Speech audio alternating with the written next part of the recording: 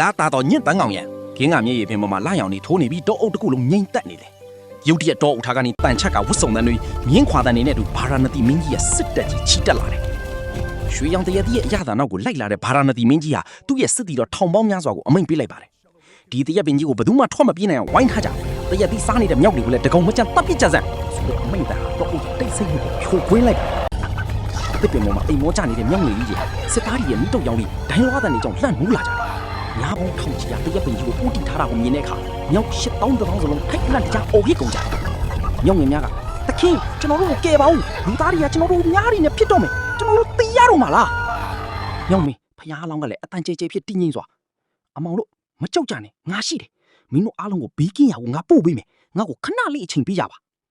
မြောက်မင်းဒီတရက်ကွင်းမော်ကနေမြက်တစ်ဖက်ကန်းကိုအကဲခံနေသည်သူ့မျက်လုံးလေးထဲမှာအကြောက်တရားမရှိပဲမိမိနောက်လိုက်ဒီကိုကေတင်ဖို့အကြံဉာဏ်နေတာပြည့်နေသည်မြောက်မင်းဟာတစ်ပင်ထိတ်ကိုတက်သွားပြီးအလွန်ရှည်လျားတဲ့နွယ်ပင်တစ်ပင်ကိုခါမှချီလိုက်တယ်ပြီးတော့အရှိန်ယူပြီးမြက်တစ်ဖက်ကန်းကတစ်ပင်စီကိုအားကုန်လွှဲခုန်လိုက်တယ်ဒါပေမဲ့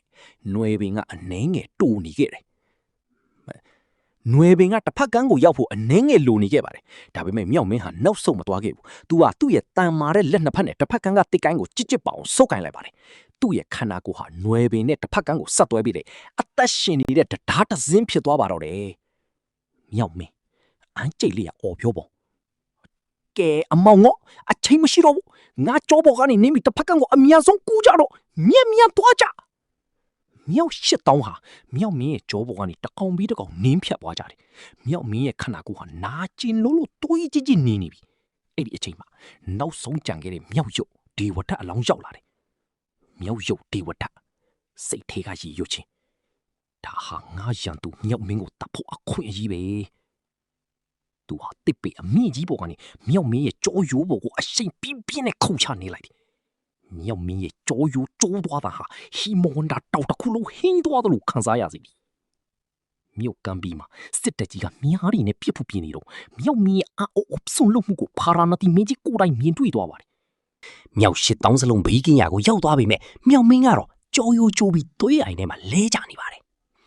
စစ်ပွဲကိုဝါသနာပါတဲ့မင်းကြီးကအောင်ပွဲထက်ပူအဖိုးတန်တဲ့အရာတစ်ခုကိုမြင်လိုက်ရပါတယ်အဲ့ဒါကတော့ကိုနောက်လိုက်တဲ့အတွက်ကိုအသက်ကိုပေးဆက်ဝန်းတဲ့ခေါင်းဆောင်တစ်ယောက်ရဲ့မေတ္တာတရားပါပဲ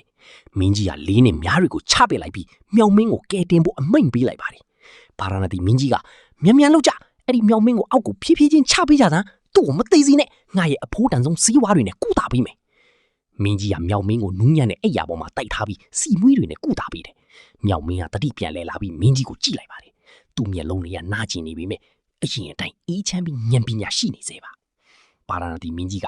အိုးမြောင်မင်းသင်ကသူတို့ရဲ့ခေါင်းဆောင်ဖြစ်ုံနဲ့မကပဲသူတို့ရဲ့တရားဖြစ်ပြီးခဲ့တယ်သင်ခန္ဓာကိုယ်ကနာကျင်လာပြီမဲ့ဘာလို့ဒီလောက်အထိအနစ်နာခံရတာလဲသင်ဘာကိုရချင်လို့မြောင်မင်းဖျားအလောင်းလဲ